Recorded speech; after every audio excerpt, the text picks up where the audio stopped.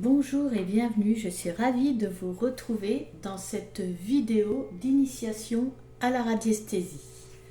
Alors ici on va voir les bases importantes à connaître et vous allez voir il y en a un petit paquet. Je vais vraiment essayer d'aller à l'essentiel mais c'est tellement un sujet vaste que bon, promis je vais essayer de synthétiser. Alors déjà, pour commencer, il faut savoir que c'est une pratique très ancienne, que en Égypte, on a retrouvé des pendules en grès, en terre cuite, qu'à l'époque du néolithique aussi, les chamans s'en servaient,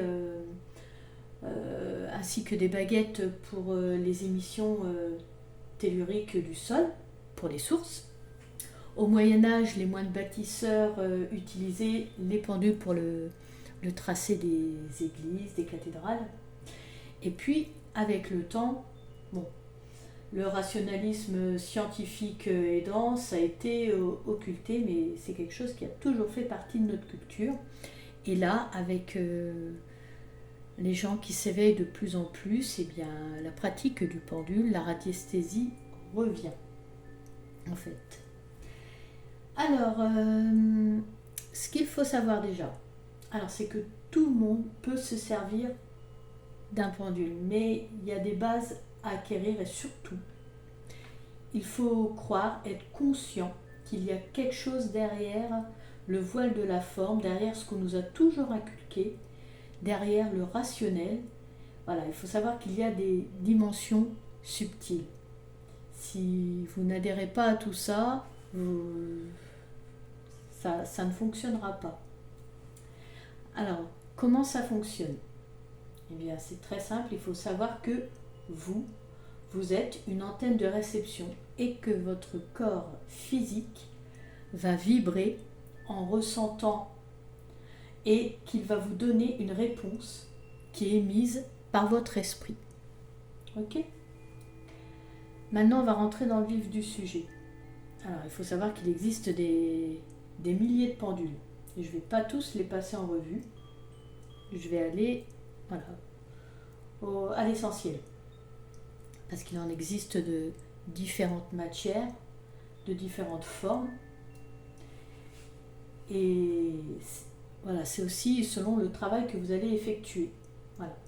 Et puis après aussi, c'est selon vos goûts et puis l'attirance que vous allez avoir pour tel ou tel pendule.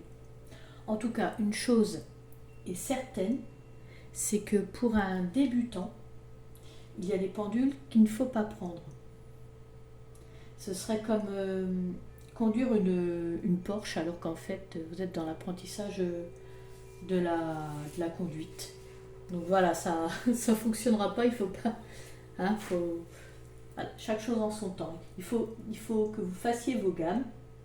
Et puis c'est avec le temps, avec l'expérience, que vous en posséderez d'autres, selon les travaux que vous ferez. C'est comme un mécanicien ou un ébéniste, ils n'ont pas qu'un seul outil. Eh bien, vous, c'est pareil. Le conseil. Alors, pour commencer, je préconise un pendule de forme conique, effilé, en métal chromé. Voilà, parce que la prise en main sera rapide, il sera précis de par sa forme et son poids, et puis surtout c'est un pendule récepteur. On ne débute pas avec un pendule émetteur. Alors je vais développer. Alors celui-ci, donc, comme je vous disais, c'est un récepteur. Voilà, des pendules émetteurs là. Le pendule de Thoth est émetteur et récepteur. Mais voilà, on commence avec un récepteur, parce qu'un récepteur, il capte les ondes émises. Tandis qu'un émetteur, les émetteurs, eux, ils sont doués d'une charge énergétique de par leur forme, leur matière. Ce sont des pendules actifs. Voilà pourquoi on ne débute pas avec eux. On ne peut pas mettre la charrue avant les bœufs, il faut commencer à capter les ondes et après la suite. Alors, après, donc on a vu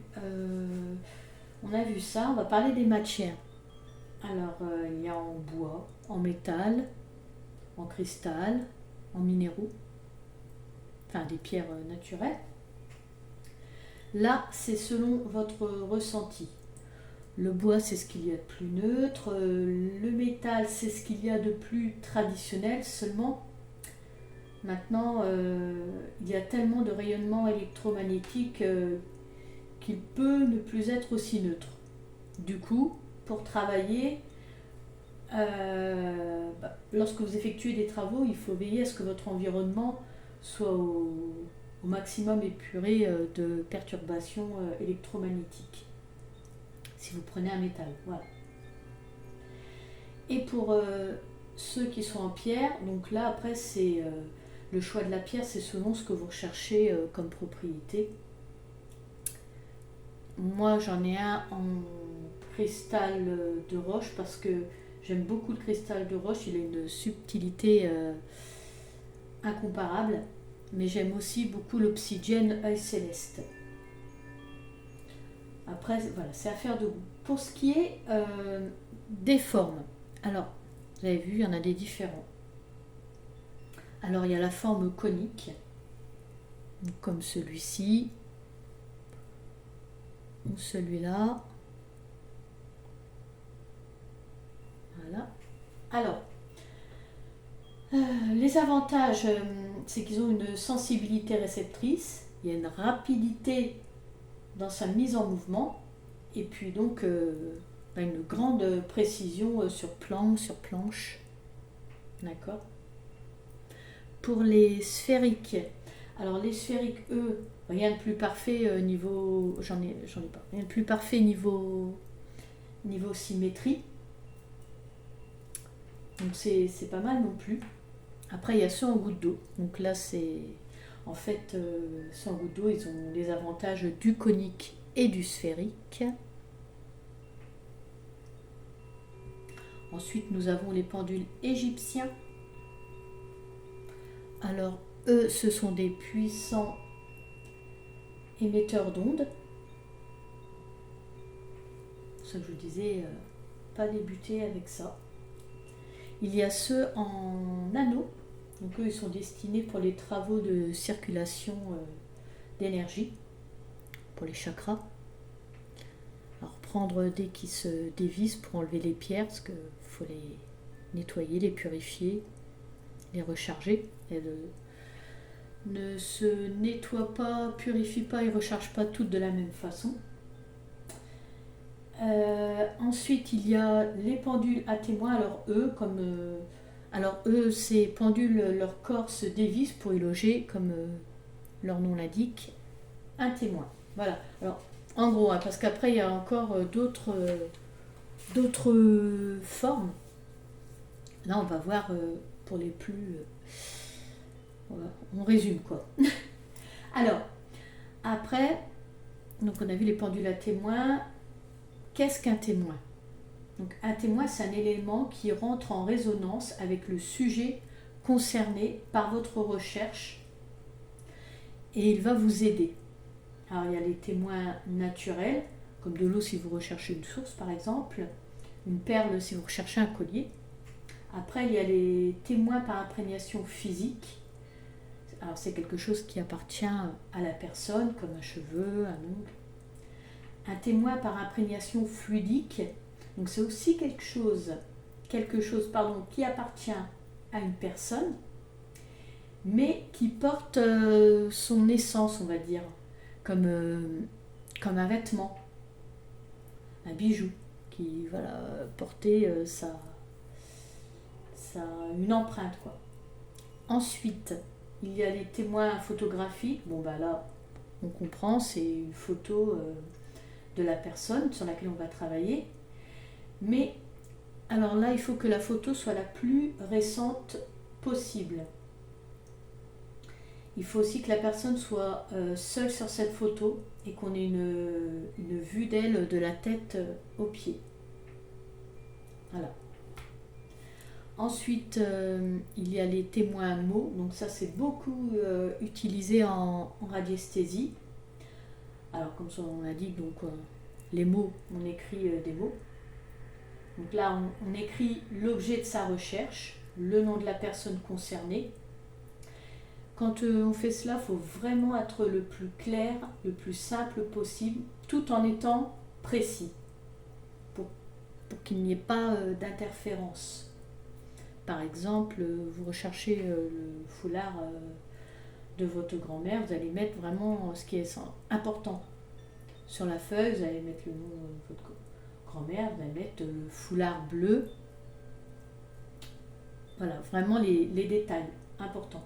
Et tout ça sur une feuille blanche qui n'est pas quadrillée, toujours pareil pour que ce soit le plus neutre. Bon, maintenant on va voir comment se tenir et tenir le pendule. Voilà, parce que c'est important ça aussi. Alors, en tout premier lieu, je vais déjà commencer par ça.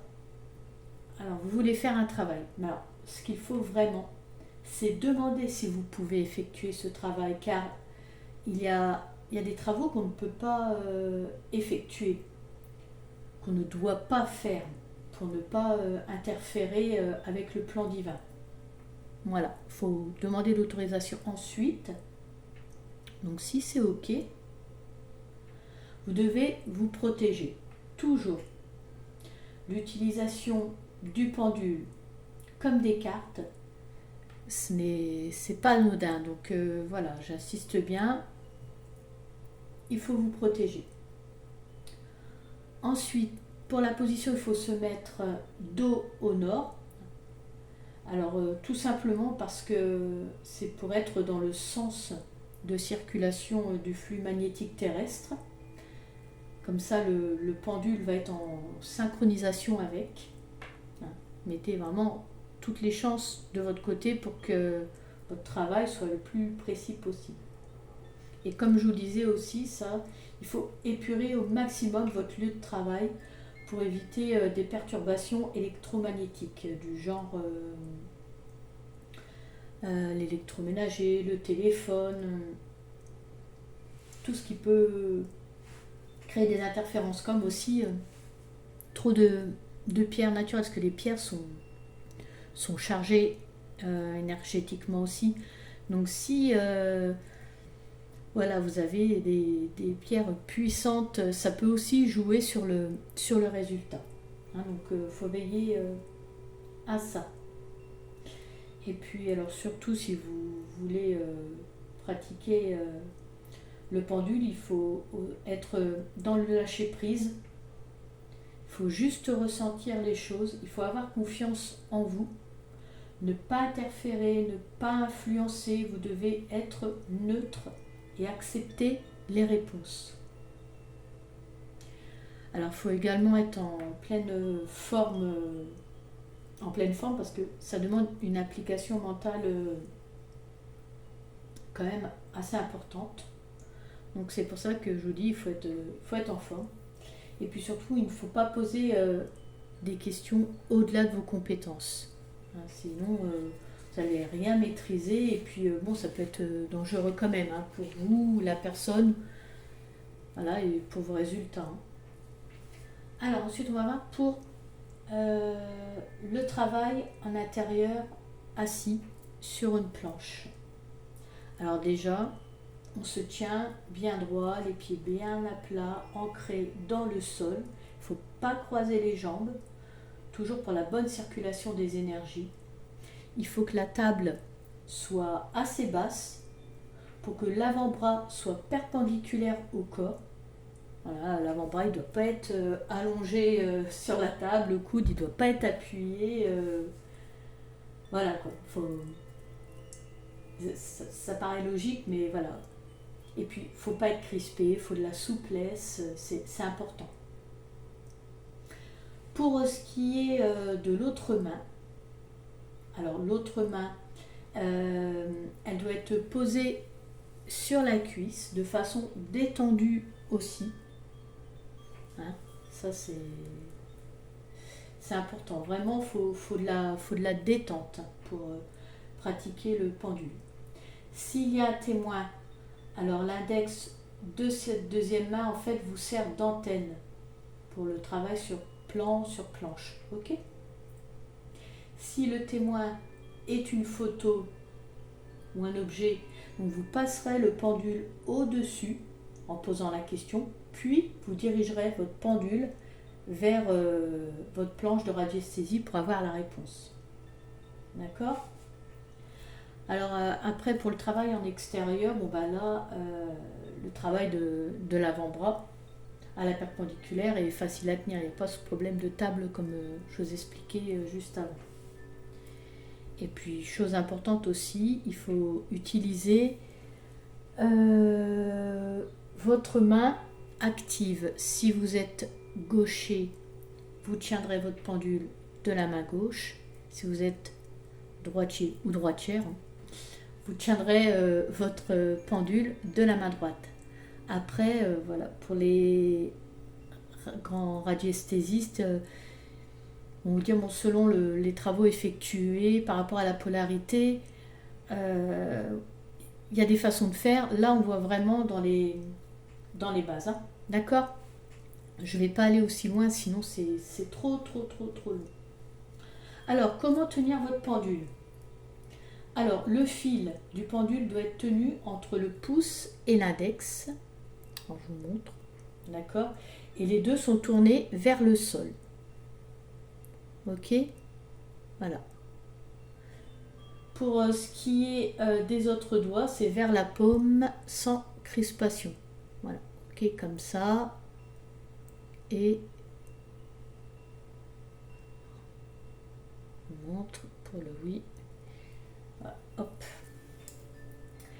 Alors, la longueur du fil, elle doit être suffisamment conséquente pour les débutants. Alors, on va dire un bon 12-15 cm, mais bon, c'est pour les débutants, c'est pour que le pendule se mette en mouvement avec, voilà, avec la pratique, avec l'expérience. Vous pourrez raccourcir, aller jusqu'à 2-3 cm, voilà, dans le futur. Alors, chose importante aussi, on ne coupe pas le fil, même s'il est long, si après vous raccourcissez, on ne coupe pas, hein, le fil est maintenu dans la paume. D'accord ?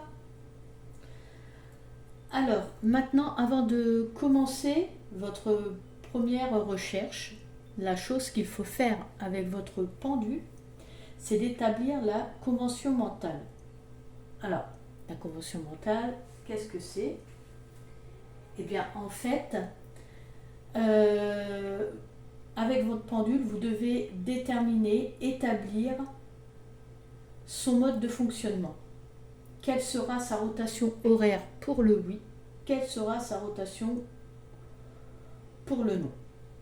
Alors généralement, le oui, il tourne vers la droite et le non vers la gauche. Mais vraiment, dans la grande majorité, après, ça peut être l'inverse. C'est pour ça qu'il faut établir la convention mentale. Après, il existe aussi des rotations parallèles, perpendiculaires, obliques. Enfin, voilà, comme je vous dis, on reste sur les bases. Alors, après, il se peut aussi qu'il reste immobile. Donc là, c'est soit parce que votre pendule refuse de commencer, de répondre, parce que soit la question n'est pas posée clairement, ou soit c'est parce que vous n'êtes pas en état physique ou mental de travailler. Dans ce cas, soit vous reformulez plus clairement votre question, ou soit vous recommencez plus tard. Voilà. Alors, pour la convention mentale, pour l'établir, pour ce faire, il suffit de poser une question très simple. Vous pouvez prendre une pomme, prenez votre pendule, et vous lui posez la question, est-ce que ce fruit est une pomme? Donc là, il vous répondra oui. Vous saurez comment il répond pour le oui. Vous faites après la même chose, mais en lui demandant, est-ce que ce fruit est une poire? Là, vous aurez le non. Donc voilà, rien de plus simple pour établir la convention mentale. Alors, comment poser les questions avec un pendule? Alors, Ça, je l'ai déjà abordé avec le témoin mot. En fait, il faut être le plus clair possible. Il ne faut poser qu'une question à la fois. Il faut y aller par palier pour après resserrer les taux de plus en plus. Il ne faut pas, par exemple, demander en une seule fois est-ce que ma tante va venir avec son fils à Noël par le train. Ça fait trop de questions. Commencez déjà par demander est-ce que ma tante va venir à Noël et après vous resserrez pour être de plus en plus précis. D'accord? Une chose importante lorsque vous posez une question et qu'après vous allez sur une planche, il faut donner une petite impulsion avec votre pendule. Alors, c'est comme une voiture. Vous la démarrez avant qu'elle roule. Là, c'est pareil. De toute façon, vous avez votre planche de radiesthésie. Vous faites comme ça. Après, il ira soit vers la gauche, vers la droite, enfin en tout cas vers le résultat où il doit aller. Voilà, il faut une petite impulsion et après, c'est lui qui en gros mène la danse et qui ira plus ou moins vite et qui ira vers la gauche ou la droite. Voilà. Ensuite, comment nettoyer, purifier et recharger votre pendule. Alors, ce sont des étapes incontournables entre chaque séance. Pour le bois et pour le métal, étant donné leur neutralité réceptrice, ce sont les plus simples à entretenir. Donc, vous pouvez les passer à la sauge blanche. Et juste avant de vous en servir, vous tapez un petit coup bref contre la table pour les recharger. Voilà. Voilà, vraiment un petit coup bref et ça suffit. Ok? Pour ce qui est des pierres naturelles, améthyste, cristal d'orge, déjà, surtout pas les taper contre le rebord de la table, ils sont fragiles. Là, eux, vous les rincez sous l'eau. Et même, je vous conseille même de les faire tremper plusieurs heures pour les purifier. Et puis pour les recharger, c'est soit le soleil ou au soleil ou sous les rayons lunaires, selon la pierre que vous avez choisie. D'accord? En ce qui concerne le rangement, alors votre pendule ou vos pendules doivent être mis dans un endroit qui leur est réservé. Bon, moi j'ai cette boîte là où je mets tous mes pendules et chacun doit être mis dans une petite bourse en tissu. Ok? Et puis voilà, moi vous voyez, après je mets au-dessus une obsidienne mouchetée, mais bon, après là ça n'engage que moi, mais voilà, chacun, il faut faire comme ça avec les pendules. Voilà. Et puis après, bon, inutile de préciser que, mais bon, je vais le dire quand même, un pendule, je le redis, c'est comme un jeu de cartes, alors tarot ou oracle, ça ne se prête pas, c'est personnel. En tout cas, moi, c'est ce que je pense. Ensuite, si vous voulez voilà, avoir des planches, alors moi, j'ai le pendule or, mais après, vous pouvez en trouver sur les sites internet et les télécharger et les imprimer. Après, vous pouvez même imprimer un cadran vierge et le personnaliser vous-même.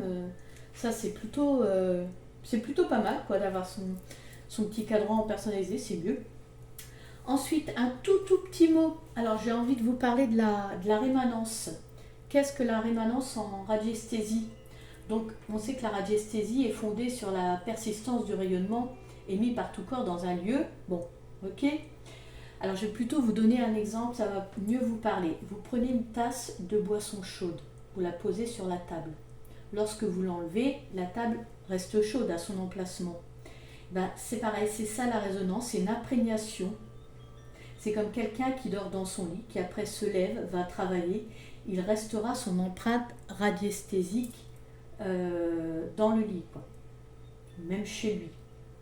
Alors, cette rémanence peut durer des minutes, comme des heures, des jours, des mois, des années, des siècles.